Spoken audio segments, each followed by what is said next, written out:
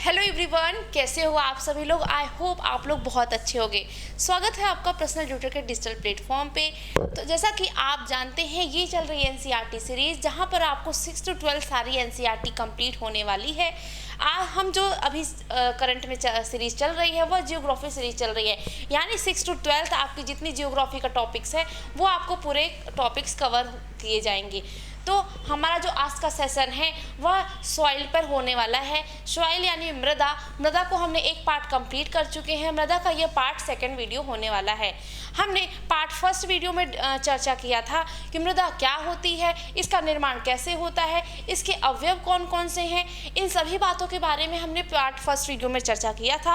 अब बात करते हैं, हम मृदा के प्रकार के बारे में पढ़ने वाले हैं। मृदा के प्रकार को जानने वाले हैं कि भारत में जो मृदा होती है वो कितने प्रकार की होती हैं और इन मृदाओं का जो क्षेत्र है वो कौन कौन सा है, इन मृदाओं में कौन कौन सी फसलें होती हैं, इन सारी बातों के बारे में हम इस वीडियो में चर्चा करने वाले हैं। मैं कुछ बिंदुओं के बारे में बता देती हूँ जो आपको इस वीडियो में मिलने वाले हैं। सबसे पहले तो हम जानेंगे कि ये मृदा का विस्तार, यानी हम वीडियो में आज क्या पढ़ने वाले हैं, जलोढ़ मिट्टी और लाल मिट्टी के बारे में आज हम पढ़ने वाले हैं। ठीक है, यानी भारत में कहाँ कहाँ पर जलोढ़ मिट्टी पाई जाती है, साथ ही भारत में कहाँ कहाँ पर लाल मिट्टी पाई जाती है, इन सभी के बातों के पर इन सभी चीज़ों के बारे में हम इस वीडियो में डिस्कस करेंगे। यानी विस्तार कहाँ पर है, जलोढ़ मिट्टी और लाल मिट्टी का विस्तार कहाँ कहाँ पर है, साथ ही जलोढ़ मृदा का निर्माण होता कैसे है, उसके बाद ह्यूमस क्या है, ठीक है, ये वर्ड आता है तो आखिर ये कौन सी चीज़ है। उसके बाद बांगर और खादर के बारे में भी पढ़ेंगे, जो इस वीडियो के दौरान आपको ये जो चीज़ें हैं वो यूज़ होंगी। और लोहे के ऑक्साइड क्या होते हैं, प्रमुख अनाज, इन जो मृदा है ये मृदा है, इनमें कौन कौन से प्रमुख अनाज होते हैं, इन सारी बातों के बारे में इस वीडियो में चर्चा करने वाले हैं। जब आप एनसीईआरटी कंप्लीट कर रहे होंगे तो आपको क्लास 10th में ये मिट्टी का टॉपिक यानी सॉइल का टॉपिक मिला होगा। उस टॉपिक को और अच्छे से क्लियर करिए हमारे वीडियो के माध्यम से। तो हम वीडियो में अंत तक बने रहिए सारी बातों पर चर्चा को देखने के लिए। स्टार्ट करते हैं अपना सेशन जो जलोढ़ मिट्टी और लाल मिट्टी पर होने वाला है। कंप्लीट एनसीईआरटी 6 to 12 हम इस पूरे चैनल पर आपको मिलने वाली है। बाइलिंगुअल होगी। जो करंट में सीरीज़ चल रही है ये जियोग्राफी सीरीज़ चल रही है, यानी 6 to 12 आपके जियोग्राफी के जो टॉपिक्स हैं, जो पार्ट है वो सारे मैं कंप्लीट कराऊंगी। तो बने रहिए हमारे चैनल के साथ और मेरे साथ। सबसे पहले बात करते हैं, मैंने पिछले जो पार्ट फर्स्ट वीडियो था उसमें मैंने आपको बताया था कि हमारे वैज्ञानिकों द्वारा भारत की मृदा को 8 भागों में बांटा गया है। अब वो 8 भाग कौन कौन से हैं। सबसे पहले बात करते हैं जलोढ़ मिट्टी या जिसे कांप मिट्टी भी कहते हैं। तो इस टॉपिक में यानी आज का जो टॉपिक होने वाला है वह जलोढ़ मिट्टी और किस पे होने वाला है, लाल मिट्टी पर होने वाला है। यानी जलोढ़ मिट्टी जिसे हम कांप मिट्टी भी कहते हैं, रेड सॉइल, इन दोनों टॉपिक्स पे आज हम कंप्लीटली डिस्कस करने वाले हैं फुल इंफॉर्मेशन के साथ। सबसे पहले बात करते हैं जलोढ़ मिट्टी की। जलोढ़ मिट्टी जिसे हम एलुवियल सॉइल भी कहते हैं, ठीक है। जलोढ़ मिट्टी की बात करें, इस मृदा का विस्तार संपूर्ण भारत के 15 लाख वर्ग किलोमीटर है। अब बात करते हैं जलोढ़ मिट्टी की। तो जलोढ़ मिट्टी में जो हमारा भारत का जो भाग कवर होता है वह लगभग कितना होगा, 15 लाख वर्ग किलोमीटर। यानी हमारे पूरे भारत में 15 लाख वर्ग किलोमीटर पर क्या है, जलोढ़ मिट्टी मिलेगी आपको, जो देश के कुल क्षेत्रफल का 45% है। यानी 45% हमारा क्या है, जलोढ़ मिट्टी का भाग आता है। जलोढ़ मिट्टी को हम एलुवियल सॉइल कहते हैं और ये हमें पीले कलर से डिनोट किया है। तो आप देख सकते हैं मैप में इंडिया के जलोढ़ मिट्टी का विस्तार कहाँ कहाँ आपको मिलेगा। 45% में ये पूरा भाग आपको क्या मिलेगा, जलोढ़ मिट्टी का मिलेगा।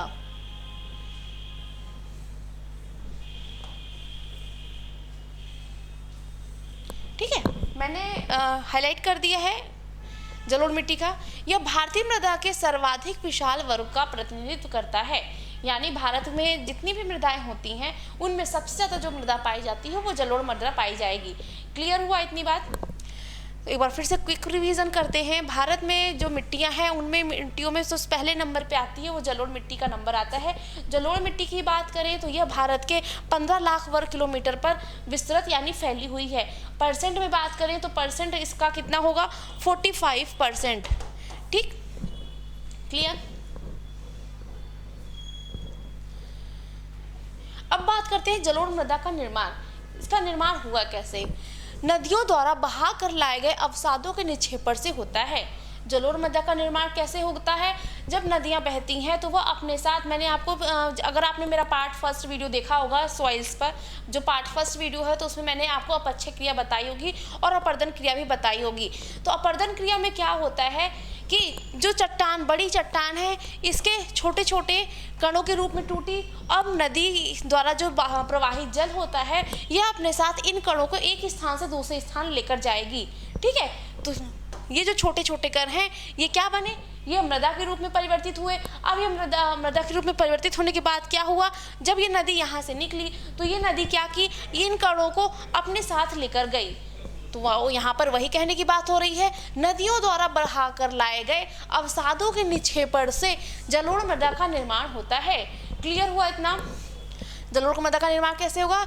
नदियों द्वारा, डिफिनेशन भी आप ऐसा लिख सकते हैं कि जलोढ़ मृदा का निर्माण कैसे हो जाता है, तो आप वन लाइन में बता सकते हैं। जलोढ़ मृदा का निर्माण नदियों द्वारा बहाकर लाए गए अवसादों के निक्षेपण से ही जलोढ़ मृदा का निर्माण होता है। यह मृदा उत्तर भारत के मैदान, दक्षिण भारत के तटीय क्षेत्रों में पाई जाती है।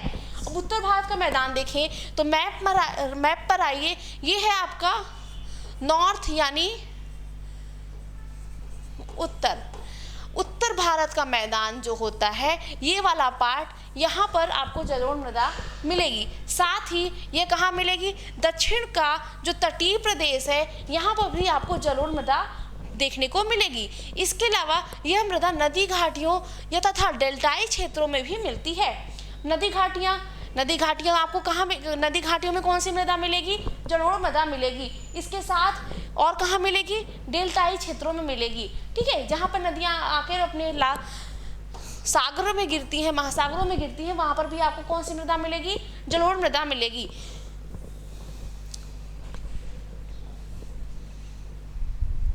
तो क्लियर हुआ जलोढ़ मृदा का निर्माण कैसे होता है। जलोढ़ मृदा का निर्माण नदियों द्वारा लाए गए अवक्षेप जो होते हैं उनके निक्षेपण से होता है। इसके साथ यह कहाँ पाई जाती है, यह उत्तर भारत के मैदान तथा दक्षिण भारत के तटीय क्षेत्रों में पाई जाती है। ठीक है, ये इसके अलावा यह मृदा नदी घाटियों और कहाँ, डेल्टाई प्रदेशों में भी मिलेगी। जलोढ़ मृदा में नाइट्रोजन, फास्फोरस तथा ह्यूमस की कमी होती है। अब जलोढ़ मृदा में बात करें तो जैसे हमने मृदा के कंपोनेंट यानी मृदा के घटक पढ़े थे, अवयव पढ़े थे पार्ट फर्स्ट वीडियो में। अगर जिसने भी पार्ट फर्स्ट वीडियो नहीं देखा है तो पहले पार्ट फर्स्ट वीडियो देखिए, देन पार्ट सेकंड वीडियो देखिए। ठीक है, तो जलोढ़ मृदा, हमारी जो मृदा होती है वो विभिन्न घटकों से मिलकर बनी होती है। तो उसी मृदा घटक की बात करते हैं कि जलोढ़ मृदा में क्या होता है, नाइट्रोजन, फास्फोरस तथा ह्यूमस की कमी होती है। जलोढ़ मृदा में क्या क्या होता है, नाइट्रोजन, फास्फोरस तथा ह्यूमस की कमी होगी। क्लियर। परंतु इस मृदा में पोटाश सर्वाधिक मात्रा में एवं चूना पर्याप्त मात्रा में होता है। नाइट्रोजन, फास्फोरस, ह्यूमस की तो कमी हुई, लेकिन मिलता क्या है, पोटाश जो सबसे ज़्यादा मिलेगा और चूना पर्याप्त मात्रा में होता है। कृषि के संदर्भ में मिट्टी की सबसे ऊपरी पतली, जो सबसे ऊपरी पतली परत को हम क्या कहते हैं, ह्यूमस कहते हैं। अब बात करते हैं, ह्यूमस टर्म आता है तो हमने ह्यूमस टर्म के बारे में अगर हम जानना चाहें तो आखिर ये ह्यूमस होता क्या है, तो ह्यूमस कृषि के संदर्भ में बात करते हैं। ठीक है, हम मृदा पढ़ रहे हैं तो मृदा में सबसे ज़्यादा इंपॉर्टेंट क्या होती है, कृषि के लिए सबसे ज़्यादा इंपॉर्टेंट क्या होती है, मृदा होती है। तो मृदा कृषि के संदर्भ में बात करते हैं। कृषि के संदर्भ में मिट्टी की सबसे ऊपरी परत, ठीक है, कौन सी परत, ऊपरी परत को ह्यूमस भी कहते हैं। याद करिए, जब मैंने आपके पार्ट फर्स्ट वीडियो अगर आपने देखा होगा कि जब मैं पृथ्वी की जब मैं मिट्टी के परतों को पढ़ा रही थी तो मिट्टी के परत को जो सबसे ऊपरी परत थी वह ओ से हम डिनोट करते थे, उसमें सबसे ज़्यादा क्या होता था, ह्यूमस होता था। तो ये यहाँ पर भी यही कहने की कोशिश हो रही है कि कृषि के संदर्भ में अगर हम बात करें तो मिट्टी की सबसे ऊपरी पतली परत को हम क्या कहेंगे, ह्यूमस कहेंगे। क्लियर हुआ इतना। जिसमें जैविक पदार्थों की भरपूर मात्रा होती है। अब ह्यूमस में क्या होता है, ह्यूमस में जैविक जो पदार्थ होते हैं यानी सड़े गले जो जीवों का पौधों का अपघटन होता है, तो उसके बाद जो जैविक पदार्थ बनते हैं उसकी मात्रा बहुत अधिक होती है। क्लियर। तैयार कंपोस्ट खाद या वनों से प्राप्त प्राकृतिक कंपोस्ट को भी हम ह्यूमस कहते हैं। कंपोस्ट खाद यानी आपने जैविक खाद के बारे में तो सुना ही होगा, सुना है कि नहीं सुना है। तो जैविक खाद में क्या होता है, कोई भी रासायन का हम उपयोग नहीं करते, जो भी हम जीव जंतु या फिर पेड़ पौधों की जो पत्तियां होती हैं उनके अपघटन से जो पदार्थ तैयार होता है हम उसे क्या कहते हैं, जैविक खाद कहते हैं, यानी कंपोस्ट खाद कहेंगे। तो यहाँ पर क्या कह रहा है, जो कंपोस्ट खाद या वनों से प्राकृतिक कंपोस्ट खाद को भी हम क्या कहते हैं, ह्यूमस कहेंगे। और ह्यूमस क्यों कहेंगे, क्योंकि अगर हम इसकी कृषि के संदर्भ में बात करें तो ह्यूमस क्यों कहते हैं, क्योंकि इसमें जैविक पदार्थों की मात्रा भरपूर होती है और कंपोस्ट खाद में भी जैविक मात्रा की मात्रा कैसी होगी, भरपूर होगी। तो क्लियर हुआ, कंपोस्ट खाद, ह्यूमस और जैविक खाद, इतना क्लियर हुआ।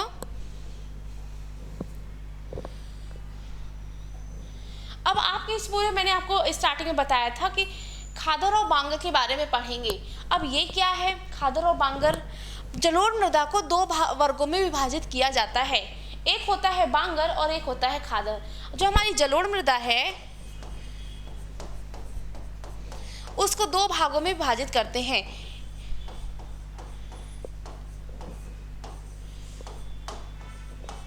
खादर और बांगर।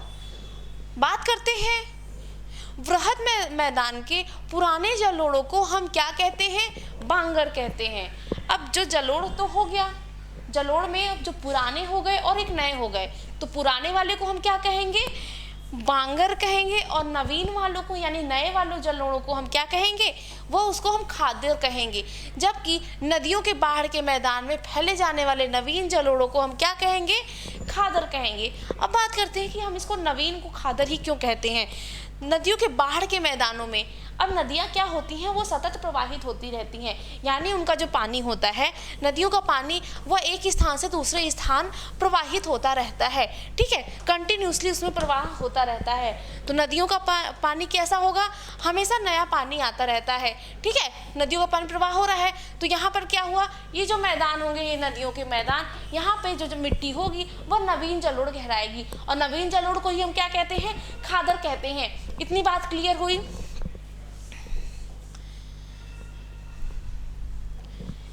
मैंने अभी आपको क्या बताया कि जलोढ़ मृदा को दो भागों में बांटते हैं। दो भागों में कौन कौन से, एक आता है खादर और दूसरा आता है बांगर। बांगर की बात करें तो बांगर जो पुराने जलोढ़ हो जाते हैं, प्राचीन हो जाते हैं, उनको कुछ समय हो जाता है तो उन्हें हम क्या कहते हैं, बांगर कहते हैं। और खादर की बात करें तो खादर आपको नवीन जलोढ़ों को हम क्या कहेंगे, खादर कहेंगे, ठीक है। खादर नवीन जलोढ़ों में क्या होता है, नदियों के बाढ़ के मैदानों में फैले जाने वाले नवीन जलोढ़ों को ही हम खादर कहते हैं, ठीक है। नदियों के बाढ़ के मैदान में ही क्यों बोला, क्योंकि नदियाँ सतत प्रवाहित होती रहती हैं, ठीक है। यहाँ का जो जल होता है वह एक जगह स्थायी नहीं होता है, इसलिए हम इसको क्या कहेंगे, नवीन जलोढ़ यानी खादर कहेंगे। इतनी बात क्लियर हुई।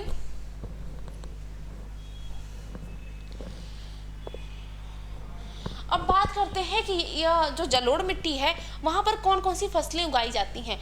जलोढ़ मिट्टी की बात करें तो मैंने आपको बताया कि उसका बनती कैसे है, उसका निर्माण कैसे होता है, इनमें कौन कौन से अवयव होते हैं। तो अब बात करते हैं फसलें कौन कौन सी होती हैं। यह मृदा धान, गेहूँ, गन्ना, दलहन, तिलहन आदि के लिए खेती के लिए उपयुक्त होती है। अब ये मृदा कैसी होती है, किन किन चीज़ों के लिए, धान हो गया हमारा, गेहूँ, गन्ना, दलहन और तिलहन, इन सभी के लिए सबसे आदर्श और उपयोगी जो मिट्टी कहलाती है वह जलोढ़ मिट्टी कहलाती है।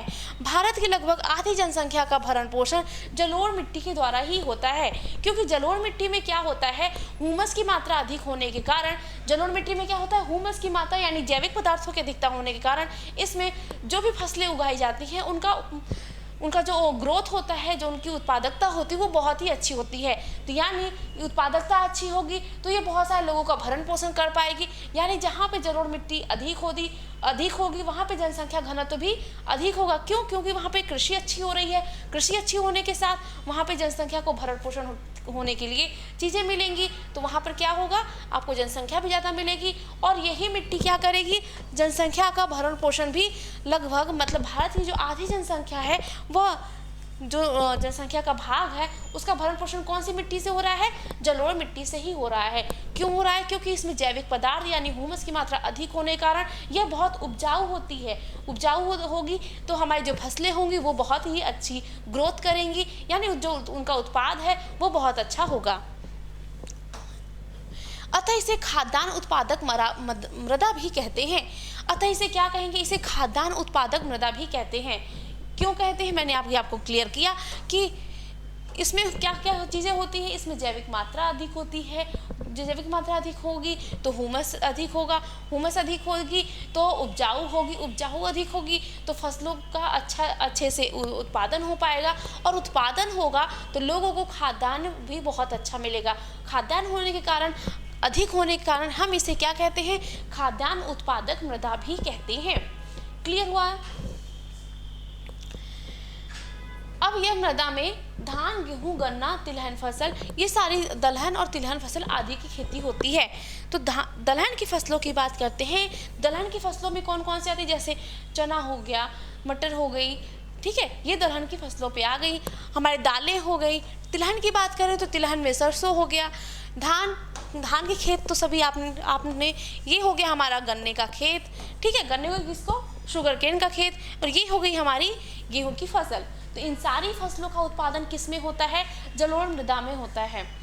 इतनी बात क्लियर हुई। आगे बढ़े, यहाँ से आगे बढ़ते हैं हम और आते हैं अगले टॉपिक पे, जो हमारा है लाल मिट्टी। लाल मिट्टी यानी नाम से ही आपको क्या समझ में आ रहा है, रेड कलर की होगी, यानी लाल मिट्टी, रेड सॉइल, ठीक है। लाल मिट्टी का जो संपूर्ण भारत के लगभग 6.1 लाख वर्ग किलोमीटर पर पाई जाती है। अब लाल मिट्टी की जो क्षेत्रफल का विस्तार पाया जाता है वह कितने क्षेत्रफल पे पाया जाता है, 6.1 लाख वर्ग किलोमीटर पर पाई जाएगी। इस मिट्टी का निर्माण जो होता है वह ग्रेनाइट और नीच चट्टानों के विखंडन से होता है। अब जो ग्रेनाइट और नीच चट्टानें होती हैं, जब उन पर विखंडन होगा तब कौन सी मृदा मिलेगी हमें, लाल कलर की, यानी लाल मिट्टी जिसे रेड सॉइल कहते हैं, उस मृदा का निर्माण होगा। अब ये रेड क्यों होती है, सबके दिमाग में ये क्वेश्चन आना चाहिए कि ये रेड क्यों होती है, क्या इसमें बहुत सारे टमाटर होते हैं या रेड कलर डाल दिया जाता है। ऐसा कुछ नहीं होता। इस मृदा में लोहे की ऑक्साइड अधिक होने के कारण यह मृदा का रंग कैसा होता है, रेड कलर का होता है। तो इस मृदा का जो रंग है, जो कलर है, वो रेड क्यों है, क्योंकि इसमें जो आयरन के ऑक्साइड हैं,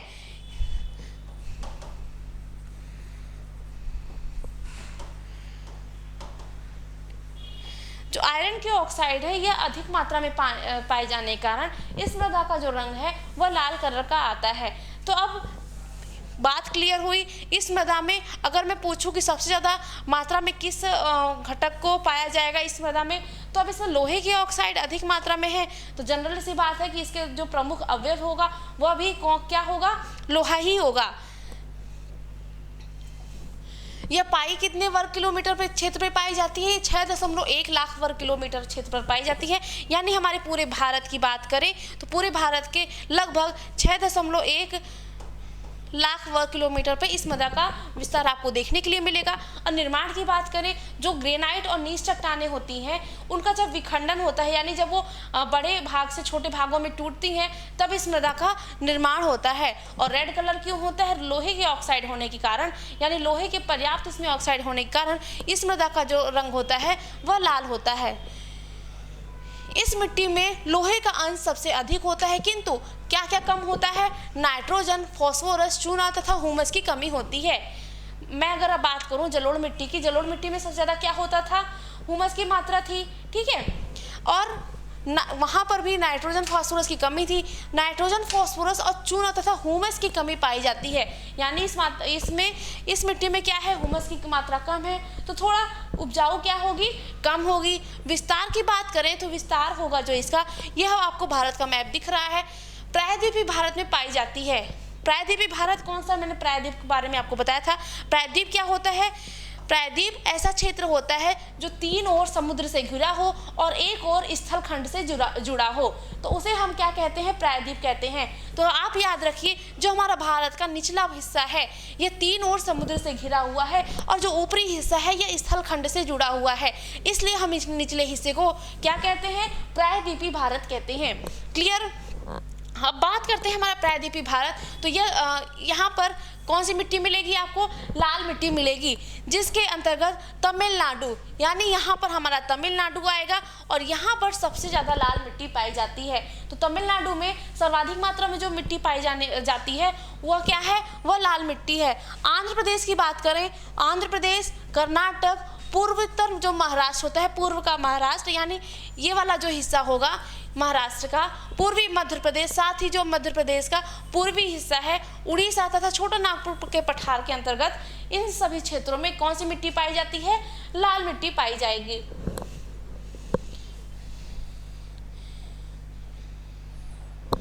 एक बार फिर से मैं विस्तार बता देती हूँ। प्रायद्वीपी सभी को समझ में आ गया। प्रायद्वीप किसे कहते हैं, जो 3 ओर समुद्र से घिरा हो और एक ओर स्थल खंड से जुड़ा हो। तो हमारे भारत की जो संरचना है अगर आप देखेंगे तो ये 3 ओर, यहाँ पे भी महासागर है, यहाँ पे आपको सागर मिलेगा और यहाँ पर, यानी 3 ओर किससे घिरा हुआ है, यह महासागर से घिरा हुआ है और एक ओर किससे जुड़ा हुआ है, यह स्थल खंड से जुड़ा हुआ है। तो भारत के निचले हिस्से को हम क्या कहते हैं, प्रायद्वीपीय भारत कहते हैं। इतनी बात क्लियर हुई। और प्रायद्वीपीय भारत में ही सर्वाधिक मात्रा में लाल मिट्टी का विस्तार देखा जाता है।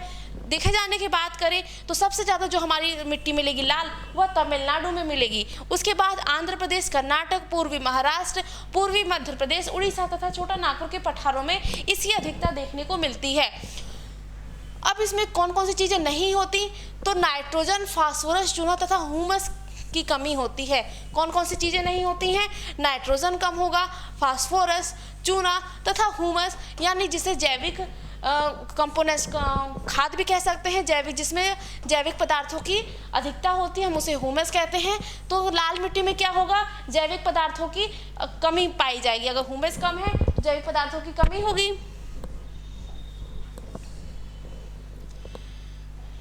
अब इस मिट्टी में कौन कौन से अनाज होते हैं इसके बारे में समझते हैं। मोटे अनाज यानी लैटेराइट, जो लाल मिट्टी जो होती है उसमें मुख्यतः मोटे अनाज, दलहन और तिलहन की खेती की जाती है। ठीक है। वर्तमान में पर्याप्त सिंचाई होने के कारण इस मिट्टी में चावल की खेती भी की जाती है। अब क्या, वर्तमान में टेक्नोलॉजी बढ़ गई है तो सिंचाई की जो सुविधा है वो बहुत अधिक अच्छी हो गई है। हर एक जगह पे सिंचाई की सुविधा अधिक होने के हमारी गवर्नमेंट के द्वारा भी विभिन्न प्रकार की योजनाएं चलाकर सिंचाई को सभी क्षेत्रों तक पहुंचाया जाता है। तो सिंचाई अच्छी होने के कारण अब इस लाल मिट्टी में क्या होने लगा है, चावल की भी खेती होने लगी है। चावल की खेती के लिए अधिक हमें सिंचाई की आवश्यकता होती है और सिंचाई की पर्याप्त सुविधाओं के कारण देखते हुए लाल मिट्टी में भी अब हम क्या करते हैं, चावल की कृषि कर सकते हैं। इस टॉपिक में हमने, इस पूरे सेशन में हमने पढ़ा जलोढ़ मिट्टी और लाल मिट्टी के बारे में। नेक्स्ट जो टॉपिक होगा, नेक्स्ट जो हमारा वीडियो होगा वो आपके अगले मिट्टियों के बारे में आपको डिस्कशन करके बताया जाएगा। तो तब तक के लिए आप इंतज़ार करिए अगले वीडियो का। मिलते हैं नेक्स्ट वीडियो में, तब तक के लिए पढ़ते रहिए, खुश रहिए, मुस्कुराते रहिए। Thank you.